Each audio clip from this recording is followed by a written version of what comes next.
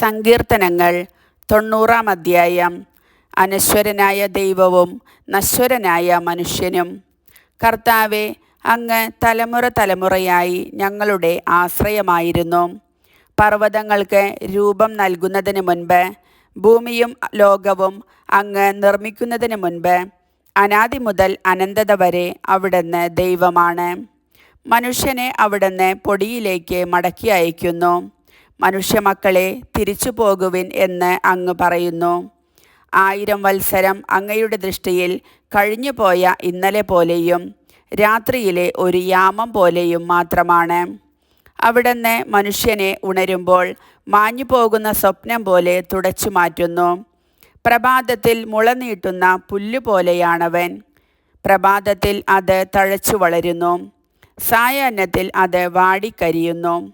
അങ്ങയുടെ കോപത്താൽ ഞങ്ങൾ ക്ഷയിക്കുന്നു, അങ്ങയുടെ ക്രോധത്താൽ ഞങ്ങൾ പരിഭ്രാന്തരാകുന്നു.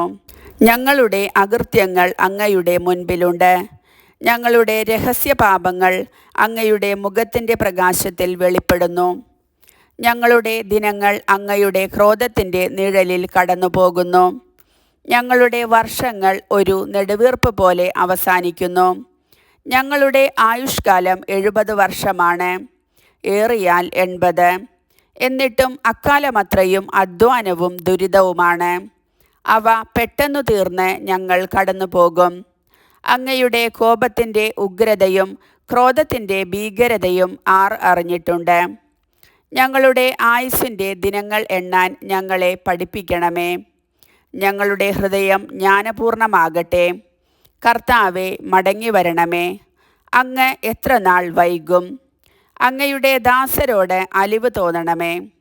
പ്രഭാതത്തിൽ അങ്ങയുടെ കാരുണ്യം കൊണ്ട് ഞങ്ങളെ സംതൃപ്തരാക്കണമേ. ഞങ്ങളുടെ ആയുഷ്കാലം മുഴുവൻ ഞങ്ങൾ സന്തോഷിച്ചുല്ലസിക്കട്ടെ. അവിടുന്ന് ഞങ്ങളെ പീഡിപ്പിച്ചിടത്തോളം ദിവസങ്ങളും ഞങ്ങൾ ദുരിതം അനുഭവിച്ചിടത്തോളം വർഷങ്ങളും സന്തോഷിക്കാൻ ഞങ്ങൾക്ക് ഇടയാക്കണമേ. അങ്ങയുടെ ദാസർക്ക് അങ്ങയുടെ പ്രവൃത്തിയും അവരുടെ മക്കൾക്ക് അങ്ങയുടെ മഹത്വവും വെളിപ്പെടുമാറാകട്ടെ. ഞങ്ങളുടെ ദൈവമായ കർത്താവിൻ്റെ കൃപ ഞങ്ങളുടെ മേൽ ഉണ്ടാകട്ടെ. ഞങ്ങളുടെ പ്രവൃത്തികളെ ഫലമണിയിക്കണമേ. ഞങ്ങളുടെ പ്രവൃത്തികളെ സുസ്ഥിരമാക്കണമേ. കർത്താവിൻ്റെ വചനം.